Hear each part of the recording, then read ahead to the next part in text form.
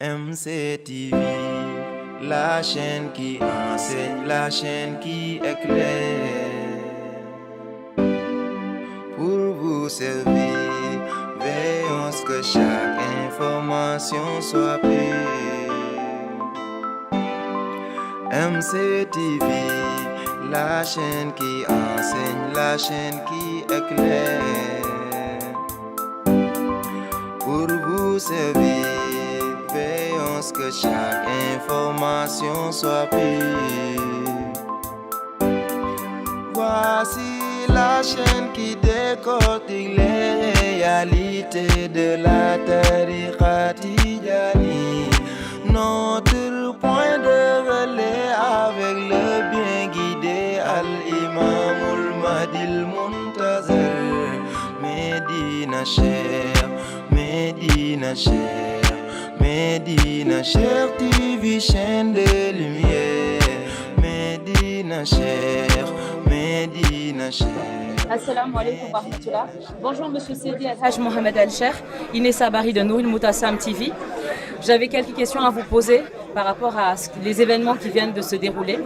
Donc ce voyage marque votre première sortie internationale dans le cadre de votre mission Imam Al-Mahdi.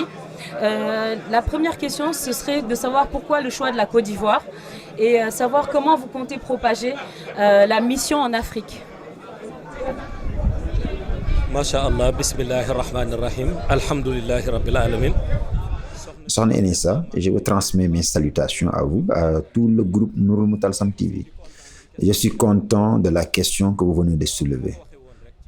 Comme j'ai eu à le dire lors de mon intronisation, Dieu a fait que ce n'est pas nous qui décidons, c'est celui qui nous a intronisés, à savoir Maulana Cheikh Ahmed Tidiane Chérif, qui nous indique toujours la voie à prendre.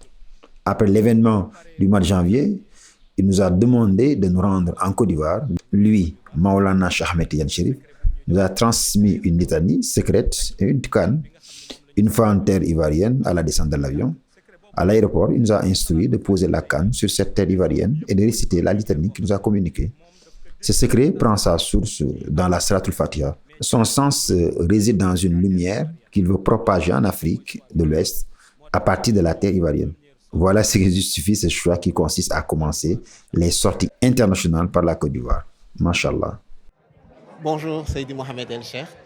Alors, nous, la question, c'est que votre mission, la mission universelle de l'imam al-Mahdi al-Muntazir est une mission de paix.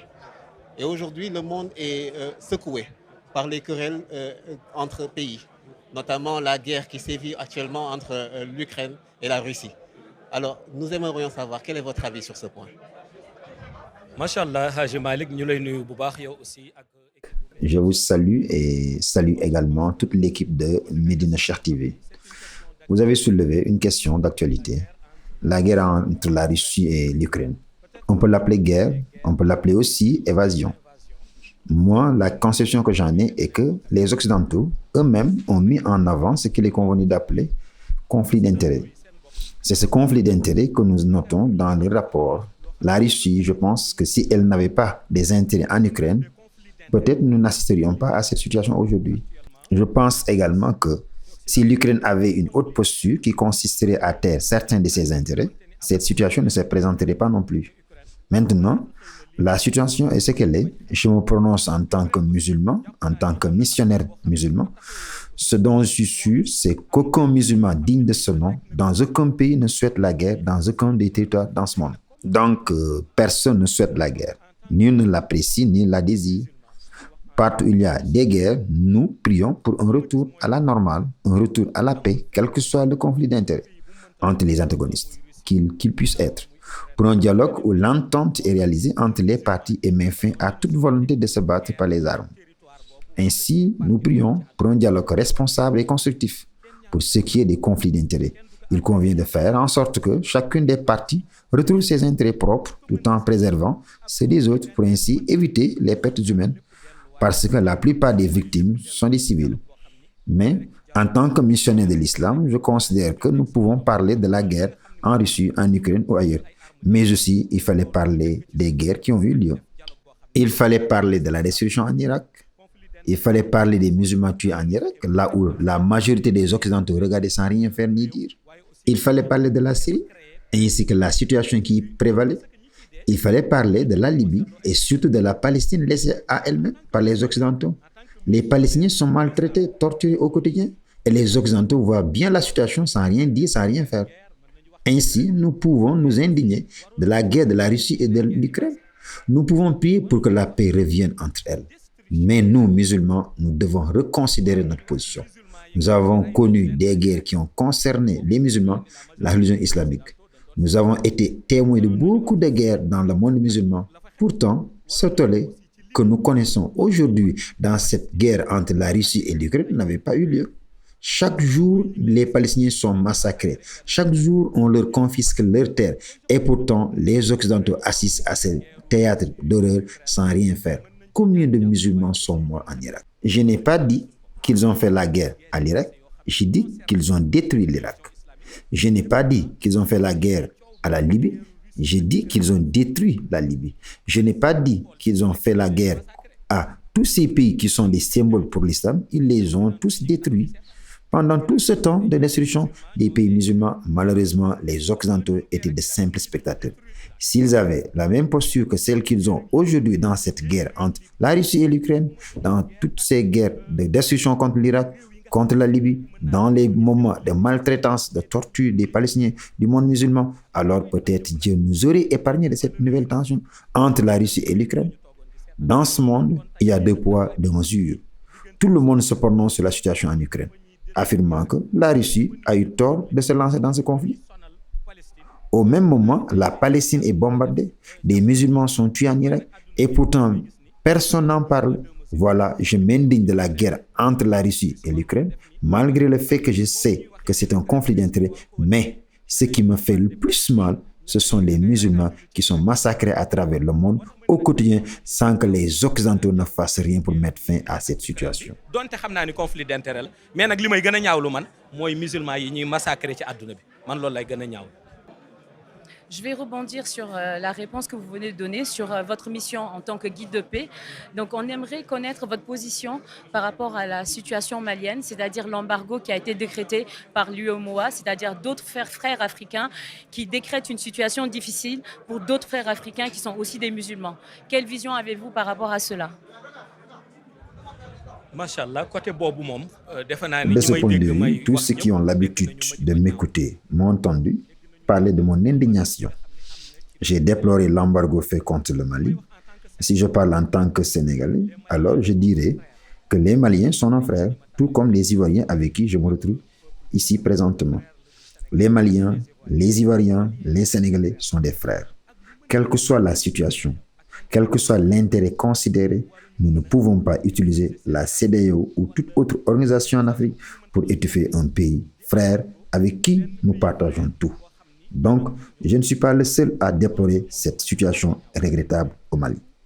Quiconque est africain, quiconque a pour souci le développement de l'Afrique, condamne l'embargo prononcé contre le Mali.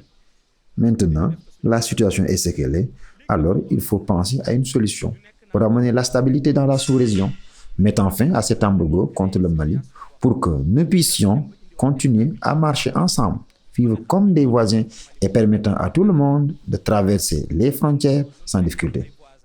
Vraiment, de ma part personnelle, je soutiens publiquement le peuple malien dans cette situation regrettable où il est victime d'un embargo. Parce que je me sens sénégalais, je me sens malien, je me sens guinéen, je me sens ivoirien. Je me sens malien, je me sens guinéen, je me sens ivoirien. Machallah.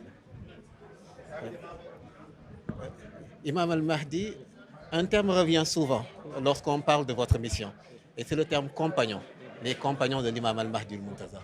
Aujourd'hui, quel est leur rôle dans cette mission universelle?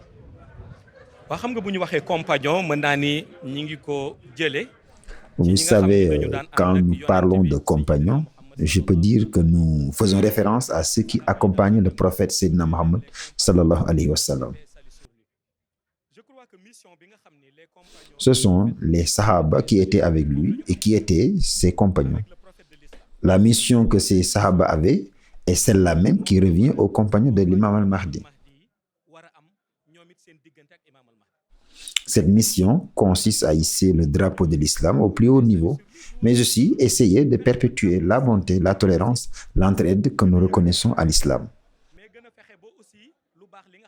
Aujourd'hui, je considère que ceux qui marchent avec Imam al-Mahdi doivent écouter ses directives dans cette mission. Ces directives consistent à renforcer l'islam, fortifier la lumière qui est celle de la Salatul Fatiha. Ils doivent les partager avec leurs voisins, leurs compagnons, avec ceux à qui ils souhaitent de goûter aux bienfaits et aux délices de la lumière pour arriver à la stabilité, à la lumière et rendre effective l'entraide entre compagnons de l'imam al-Mahdi, comme il en existait chez les compagnons du prophète Sayyidina Muhammad sallallahu alayhi wa sallam. Il faut l'élargir aux régions, aux pays, pour que tous les musulmans du monde puissent en bénéficier.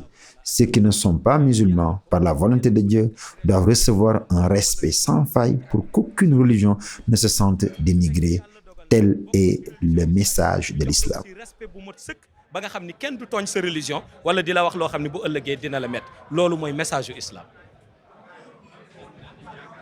Son Excellence, il y a Imam al-Mahdi. On sait à quel point Maulay Cheikh Ahmed Tidiane est cher à votre cœur. Est-ce que vous pouvez nous dire quelques mots sur Maulay Cheikh Ahmed Tidiane Chérif? waaw macha allah soxna Inessa man laaj ma ci Maulay Cheikh Ahmed Soxna Tidiane Inessa, Chérif daf may dugal vous m'interrogez sur Maulana Cheikh Ahmed Tidiane Chérif. Parler de lui me plonge dans l'extase. Maulana Cheikh Ahmed Tidiane Chérif, moi, je ne peux pas le définir par rapport à l'amour que je porte pour lui. On pourrait trouver quelques explications que je pourrais donner sur ma relation avec lui. À cet effet, je dirais que Maulana Cheikh Ahmed Tidiane Chérif symbolise chez moi une réalité incommensurable. Ce que Sayyidina Muhammad sallallahu alayhi wa sallam symbolise chez Maulana Cheikh Ahmed Tidiane Chérif, c'est qu'il est son parfait modèle. Aujourd'hui, de tout ce qui revendique être inspiré par Sayyidina Muhammad sallallahu alayhi wa sallam, Maulana Cheikh Ahmed Tidiane Chérif reste de loin celui dont toute l'action coïncide avec celle de Sayyidina Muhammad sallallahu alayhi wa sallam. Parce que Maulana Cheikh Ahmed Tidiane Chérif a consacré toute sa vie au prophète, paix et salut sur lui. Davantage, il a même préparé tous ses disciples à consacrer toute leur vie au prophète sallallahu alayhi wa sallam. Vous savez, quand Dieu a dit, certes, Dieu et ses anges bénissent le prophète et lui accordent le salut. Ô vous qui croyez, priez sur lui et adressez sur lui vos salutations. Alors vous constatez la préoccupation première de tout disciple de Maulana Cheikh Ahmed Tidiane Chérif, c'est de tenir son chapelet pour ainsi prier sur le prophète sallallahu alayhi wa sallam. Ma relation avec lui, je l'ai toujours martelé, je ne suis rien sans Maulana Cheikh Ahmed Tidiane Chérif. Sans lui, sans son apport, je ne saurais être ici pour répondre à vos questions. Tout chez moi renvoie à Maulana Cheikh Ahmed Tidiane Chérif.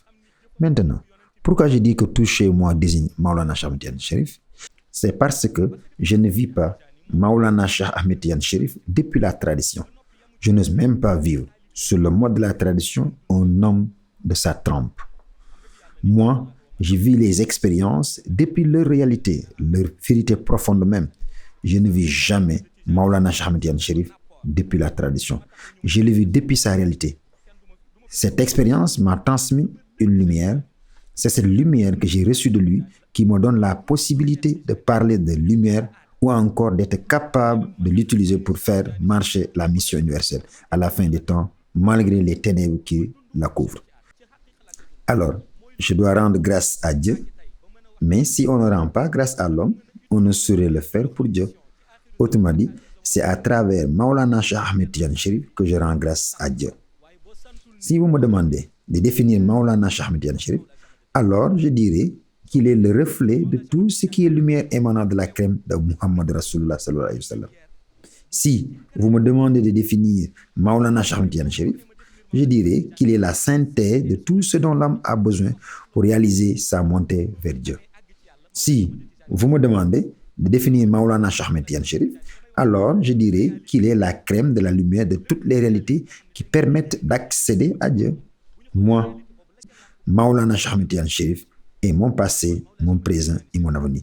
Il est ma vie ici comme ailleurs. Quand Dieu a dit, c'est lui le premier et le dernier, l'apparent il est caché et il est omniscient, cela prouve que lorsqu'on s'habitue à une certaine réalité cachée, à chaque fois qu'on nous désigne les choses du monde caché, on en éprouve l'origine essentielle. C'est pareil pour celle du monde invisible. que ceux qui m'aiment m'acceptent avec la lumière de Maulana Cheikh Ahmed Tidiane Chérif.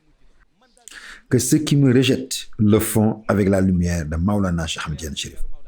Comme le sujet de ce témoignage, n'en connaissent la réalité que ceux-là seuls qui en ont fait l'expérience. Ce que j'ai vécu avec Maulana Cheikh Ahmed Tidiane Chérif, en tant que lumière, en tant qu'âme et dans ma forme adémique, comme je me trouve en Côte d'Ivoire, me place comme le mieux indiqué pour parler de lui, de sa lumière. J'en connais bien des choses.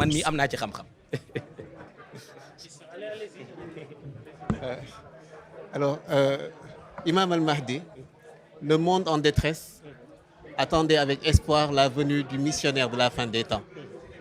Ce peuple attendait d'être libéré de sa détresse. Qu'est-ce que vous dites à ceux qui vous attendaient, à ceux qui avaient l'espoir de la venue de l'imam Al-Mahdi al-Muntazar? Haj Malik, eux, je leur dis que le 29 janvier 2022, Maulana Cheikh Ahmed Tidiane Chérif m'a intronisé avec ce dont le monde a actuellement besoin. Écoutez bien ce que j'ai dit.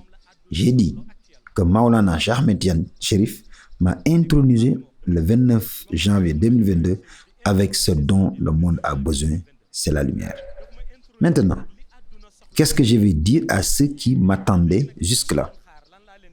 S'ils respectent mes recommandations et suivent rigoureusement mes instructions, alors ils ne se perdront point et ne s'accrocheront guère aux traditions. Le prophète, paix et salut sur lui, disait à Sayyidina Omar, quel que soit l'amour que tu éprouves pour le prophète, ne perds jamais de vue qu'il est porteur d'un message universel qui demande à respecter les permis et les interdits. Autrement dit, quel que soit ton amour pour Imam al-Mahdi, quelles qu'en soient les attentes, Imam al-Mahdi est porteur d'un message universel dont la ligne demande à respecter scrupuleusement les interdits et les permis. En tout cas, il est impossible de respecter les interdits et les permis que j'ai définis et j'établis et se perdre.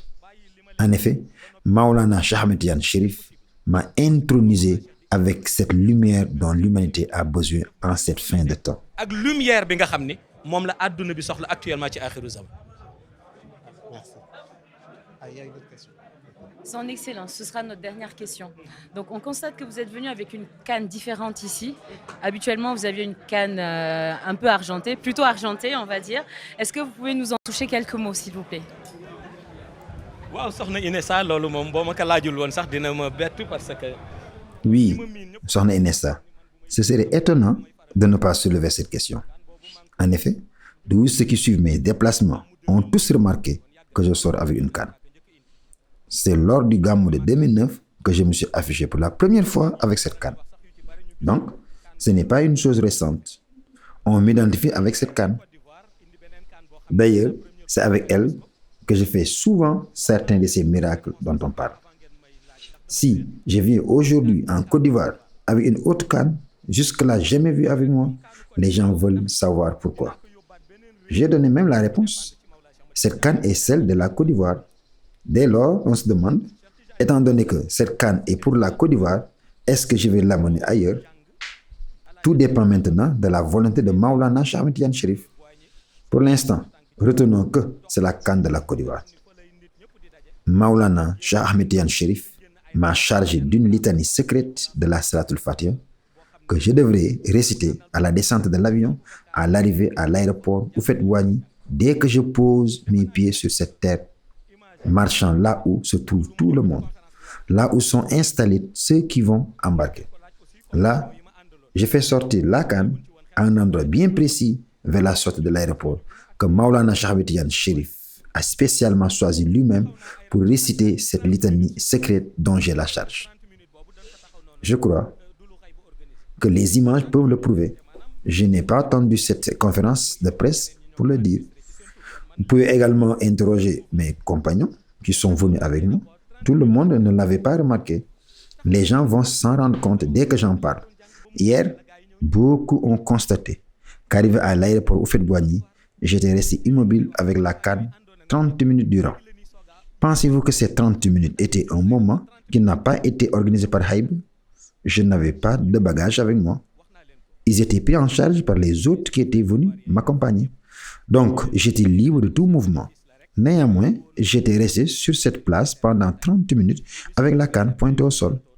Je m'étais arrêté pour réciter cette litanie secrète dont j'avais la charge. C'est quand j'ai terminé que mes compagnons étaient venus et nous étions partis. Voilà pourquoi je vous ai bien dit que cette canne est celle de la Côte d'Ivoire. Voyez-vous, tous mes compagnons ici présents viennent de comprendre le sens de ces 30 minutes où j'étais immobile avec la canne. Je vous ai dit ce que voulait Maulana Cheikh Ahmed Tidiane Chérif. Je l'ai fait à la descente de l'avion, à l'aéroport. Je remercie nos parents ivoiriens. Cette cérémonie n'est qu'un avantage de plus. Elle ne faisait pas partie de la mission. Celle-ci en Côte d'Ivoire est des plus simples et des plus faciles. Car justement, elle a consisté à réciter cette litanie secrète que Maulana Cheikh Ahmed Tidiane Chérif m'avait confiée. Ces avions qui quittent la terre ivoirienne pour d'autres destinations embarquent dans leur vol les effets mystiques de cette litanie secrète que j'ai récitée. À cet instant, je pouvais, si je voulais, bien sûr, retourner au Sénégal.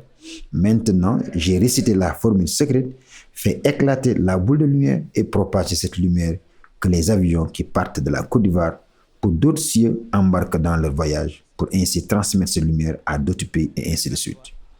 La prochaine phase, ce sera en 2023 et je reviendrai ici pour décortiquer cette phase.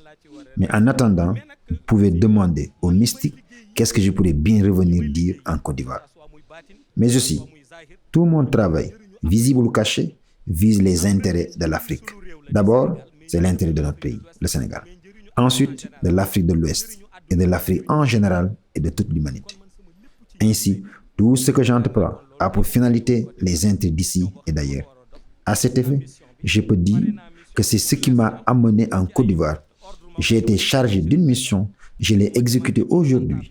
Je suis les ordres de Maulana Cheikh Ahmed Tidiane Chérif. S'il me demande encore une nouvelle fois de revenir, je le ferai. Pouvons-nous affirmer que vous possédez plusieurs cannes spécifiques à chaque pays ou celles-ci pourraient être utilisées ailleurs? Si ces cannes étaient miennes, j'en aurais choisi une des plus simples et des plus faciles à porter pour toute ma vie. Remarquez aussi que la plupart des gens qui portent des cannes s'en servent comme béquilles pour se faciliter leur déplacement. Nous avons la même tendance chez le prophète Moussa alayhi salam. Quand il marchait, il pointait bien la canne pour s'y appuyer. Moi, il est très rare de me voir marcher m'appuyant sur la canne. En effet, je préfère marcher comme le prophète Mohammed sallallahu alayhi wa sallam. Lui, il avait la démarche d'un sportif. Je ne marche pas en cherchant à m'accrocher à quelque chose pour plus de force ou pour laisser apparaître l'image d'une personnalité ou d'une autorité. Tout le monde sait que ces cannes sont mystiques. Cette canne-ci est celle de la Côte d'Ivoire. Maintenant, vais-je l'utiliser en Afrique du Sud, à la Mecque, en Chine? C'est à Maulana Cheikh Ahmed Tidiane Chérif qu'il faut poser cette question. Je sais, pour l'instant, nous tenons la canne de la Côte d'Ivoire en attendant d'être envoyés sur d'autres cieux, sur d'autres terres, si plaît au Dieu. Donc, une dernière question, donc, l'imam al-Mahdi al-Muntazar. Le monde est suspendu à vos lèvres pour savoir quelle est la prochaine étape. Machallah, la prochaine étape, comme nous l'avons dit. La prochaine étape, comme j'ai eu à le dire, si nous retournons au Sénégal, regagner Médina Cheikh Tidiane Chérif, nous préparons le mois béni du Ramadan, qui est un mois plein de bienfaits, de grâce. Ce mois de Ramadan a une certaine particularité cette année, 2022. Avec l'aide de Dieu, nous aurons à organiser la cérémonie du 10 avril. Ce sera des moments de communion, des moments de zikr, de wazifah, durant ce mois sacré qui est le meilleur des mois.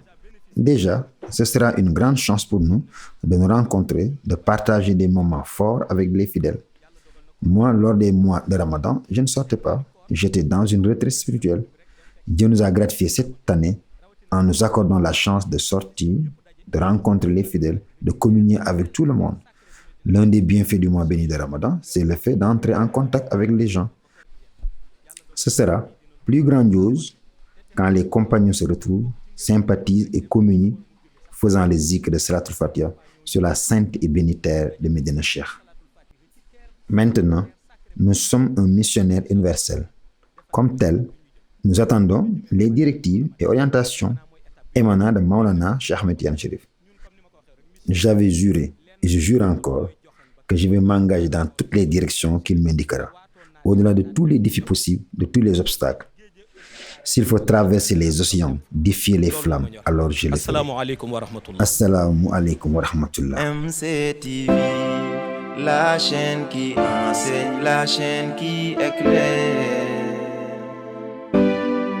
Pour vous servir, veillons à ce que chaque information soit pure.